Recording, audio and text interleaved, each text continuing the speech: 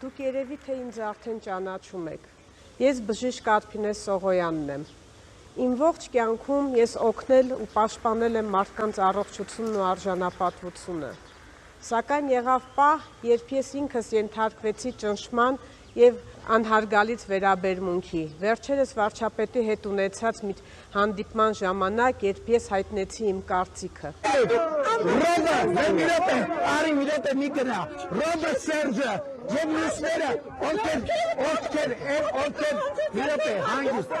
Սակայն միջադեպից հետո ես ավելի քան համոզվել եմ, որ ոչ մի կին, ոչ մի քաղաքացի չպետք է վախենա հայտնել իր կարծիքը։